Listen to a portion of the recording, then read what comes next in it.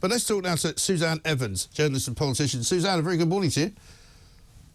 Good morning. Thanks very much for joining us. A couple of things to kick off with. The sentencing of Ahmed Alid is going to be going on today. He's already been found guilty of the terror murder of Terence Carney, a terrible, terrible event in which he just sort of suddenly came running out of a house, it seems, not very happy about something, and stabbed poor old Terence, a 70-year-old man walking down the road who had absolutely nothing to do with him. Yeah, absolutely. He said it was done in revenge for Israel's attack on people in Gaza. He also severely attempted to murder his housemate and assaulted 2 police officers who tried to arrest him. And I think more worryingly, even more, he said if he'd had a machine gun, he'd have killed several thousand people if he'd had the chance. So an all-round dreadful human being and, of course, a failed asylum seeker. Yes. And unfortunately, Mike, as you know, he's not the only one who has gone on to commit atrocious crimes like this. There is a long list of failed asylum seekers who've gone on to commit terror atrocities. The Liverpool bomber, a rejected asylum seeker, one of the London Bridge attackers, the killer's a 7-year-old, Emily Jones, 32-year-old Lane Cox, 88-year-old Brenda Blaney, who taken her killer into her home in an act of kindness, believing the refugees welcome rhetoric. You call many Labour MPs, celebrities, organisations, including Oxfam International, all saying we should accept these people and welcome them in without thinking really about these potential horrendous consequences. I think the first priority of any government is to keep its people safe. Absolutely. Quite clearly, we're being failed. Well, incredibly lax, isn't it? The fact that not only can we not stop people from coming here illegally or legally under false pretences. I mean, we've got a story here today about the Bangladeshis, 11,000 of them who came here ostensibly on student visas. And I've been saying this for years, because the government were like, oh, no, these are all people that, present good things for our economy. They bolster the higher education sector. They bring loads of money.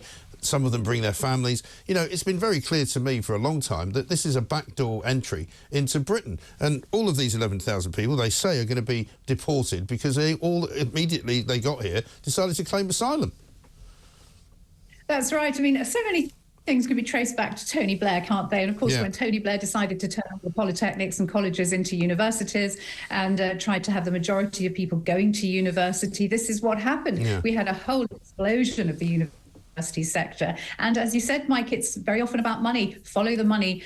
These international students are helping to actually keep universities afloat, and arguably the door to British students as well. But the problem is exactly as you say, what happens is you come here on a short-term visa and suddenly, despite the fact you either came here as a student or for a holiday, suddenly you need asylum and you're asked to stay. Now, you straight back on a plane. I mean, I'm sure if you or I went to America or Japan and tried that, I don't think we'd have much joy. I think we'd be straight on a plane out of the country. Right. But of course, here we have we're signed up to the European Convention on Human Rights. We have lawyers who specialise in representing asylum cases like this, and they do their level best, often at the taxpayer's expense, to keep people in the country. And this is the problem. We're tied up in legal knots for years and years, which, as we were talking about earlier, which is why these failed asylum seekers are still in the country and able to potentially go on to commit crimes. It's a really nasty, vicious circle that somebody has got to have the courage to break. But unfortunately, I personally don't see either Conservatives or the Labour Party doing that. No, we seem to be completely and utterly incapable of deporting anyone. I mean, we talk about Tony Blair and his legacy, most of which wasn't very good. But even under Tony Blair's government, there was a lot more deportation going on than there is now. And I don't understand where it's all gone wrong, really.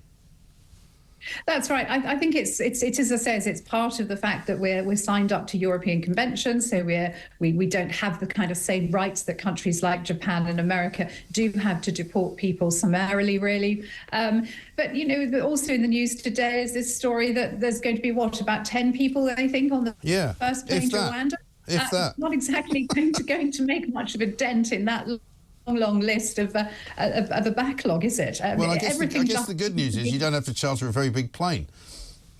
Well, I think I personally, as a taxpayer who's having to pay for housing and social care and education, all the other costs of failed asylum and not to mention prison places as well for criminals in prison who frankly should also, we're also talking about a prison crisis. Why are people convicted of crimes in this country not immediately deported, arguably to either serve their sentences or to have the countries that they come from to do whatever they will with them?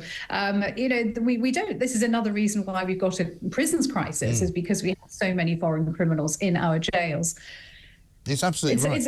It's an absolute mess. And the Conservatives are trying to say that Labour will be worse. Well, you've had 14 years to try and sort this out, and actually it's got much, much, much, much worse on your watch. It really has. I don't know whether you've had a chance to look at what's happened in the Netherlands overnight, but that's kind of an interesting situation with I know your history in the European Union and all of that.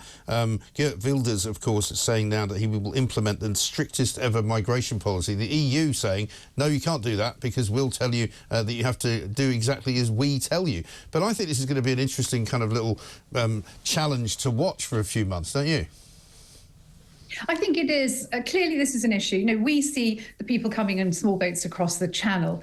Other European nations, Poland, Hungary, they see people coming across their land borders, and they are equally concerned as this in many cases as we are, because, of course, they're suffering the same consequences.